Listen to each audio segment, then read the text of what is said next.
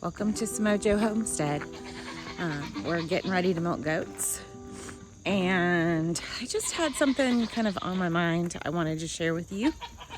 Get into the milk house here. So my oldest daughter was recently diagnosed with scoliosis, a kind of advanced scoliosis, and so we've been going to the chiropractor and been working on kind of more holistic measures. Right now we're taking it one step at a time.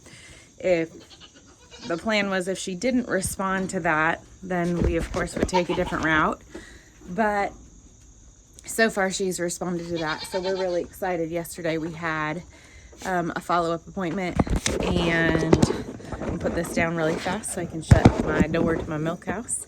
We had a follow-up appointment, and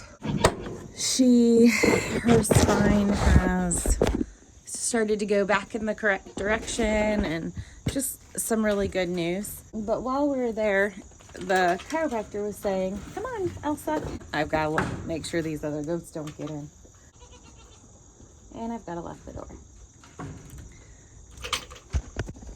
While we were there, the chiropractor was saying that one thing that's super important is to kind of get her through her growth spurt. We're really stabilizing her spine and, whatever. I don't know. I'm not a chiropractor. But basically he said the most important times are going to be when she's having a growth spurt. I was just asking him when, we can expect that, so that we can kind of be more intentional during those times. I'm going to set you up next to Elsa here while I'm milking her. But so I asked him when those times would be, so we can just make sure we're really on top of it during those times. He basically was saying how, because of the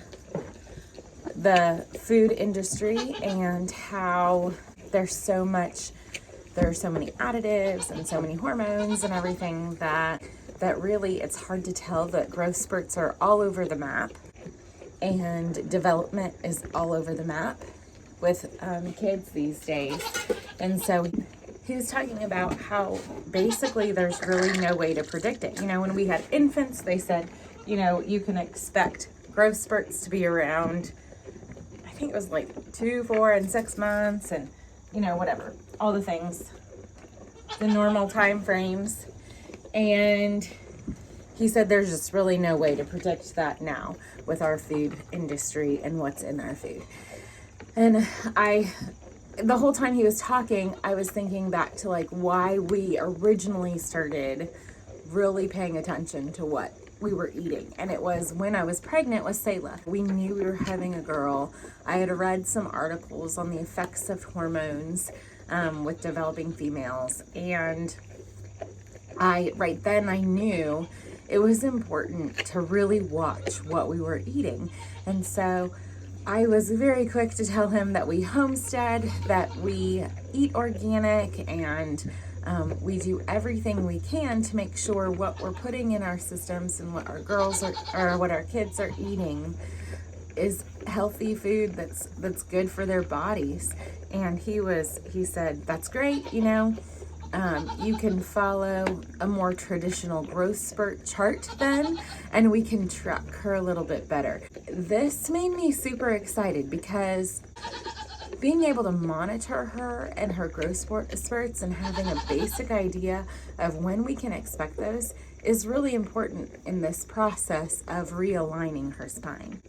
I'm just reminded that there are so many things that are affected positively when we decide to take control of our food and ultimately our health.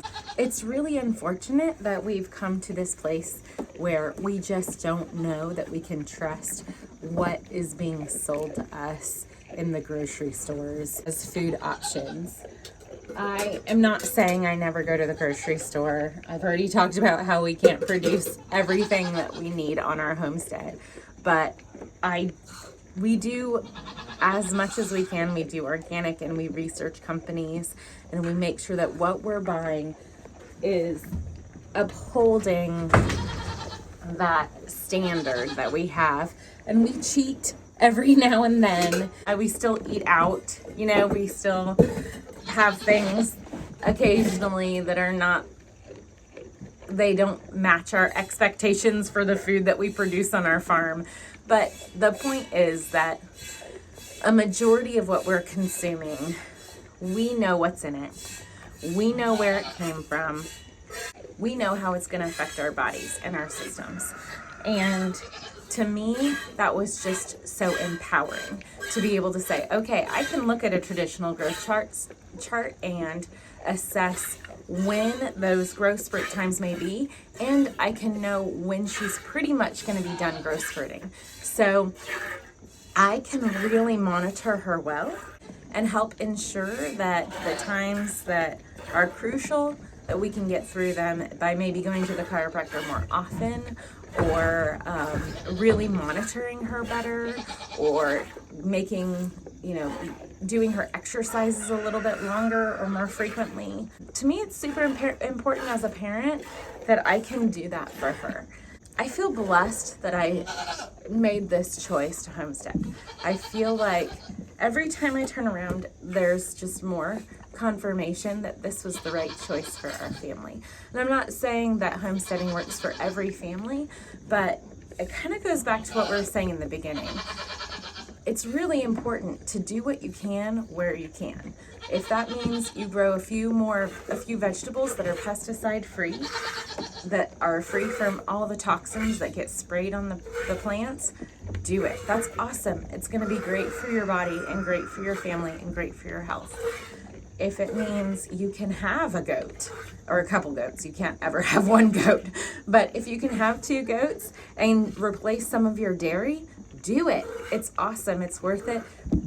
We have kind of come up with a system that works best for our busy family. We're only milking once a day. We're milking in the mornings, and it's kind of cut down on our milk that we get, but it's what works for our family when we have busy dance nights. So it's not something we have to do all year round, but as we get into the busy season of dance, it's what we have to do. Hold on, I have a question. I don't know what your situation looks like. I don't know what you can do, you know, what you can't do, what your limitations are, but I really encourage you to find areas where you can really produce your own food or buy in bulk. We use Azure Standard, and we can get lots of products in bulk for a lot cheaper, and they're products that are sourced straight from the farmers. They're organic. It's a great resource for getting healthy food.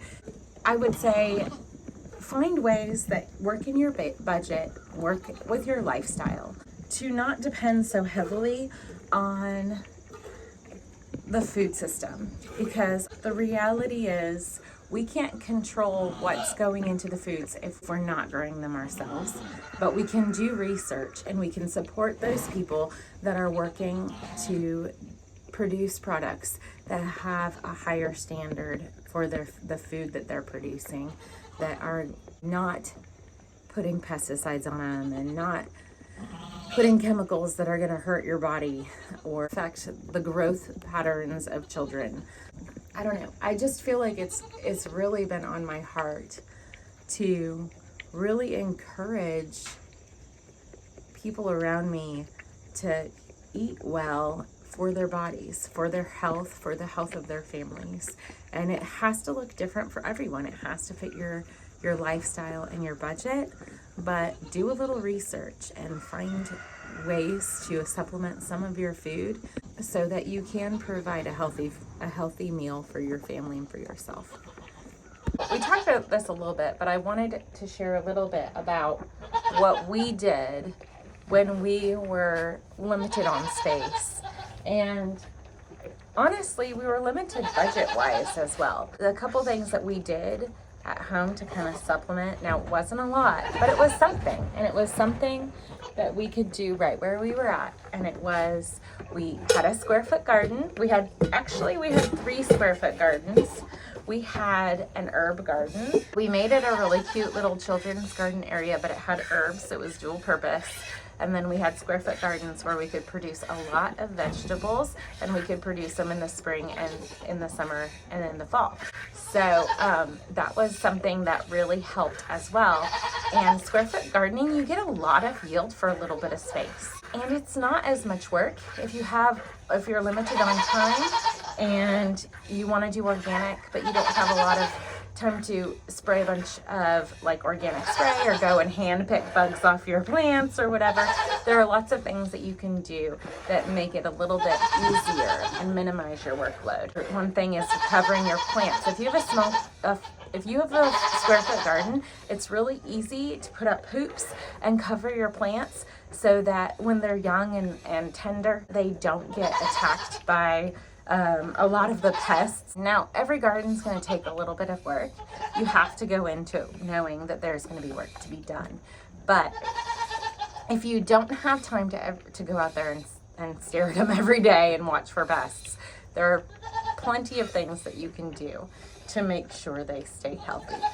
The other thing we had that I loved was we were in a patio community, so we had very little space, but we planted 3 blueberry bushes, and it took a while for them to get there, but the last year that we actually lived there, because we didn't plant them all right away, but the last year that we were there, we were getting buckets full of blueberries just off of 3 plants. Those we could freeze and use all year round.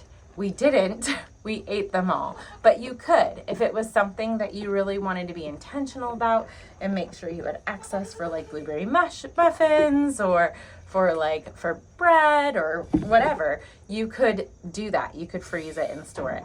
The other thing that you can do if you're limited on space is they have these amazing towers now where you can grow lots of vegetables just on your patio. And the other benefit to those is if you have one of those and you were to put it in like a greenhouse situation, like cover it or put it in a mini greenhouse, then you could get vegetables all year round. So just a little bit of research and a little bit of time will help you to kind of supplement your food supply. If you want to do something to help supply some of your food, all it takes is a little bit of time, a little bit of research, and a little bit of work. And it's worth it. It's worth it to have access to free, fresh, healthy food whenever you want it. So I really encourage you to look into ways that you can use the space that you have to provide food for you and your family. Thanks for watching and listening. I hope you guys have a great week and be blessed.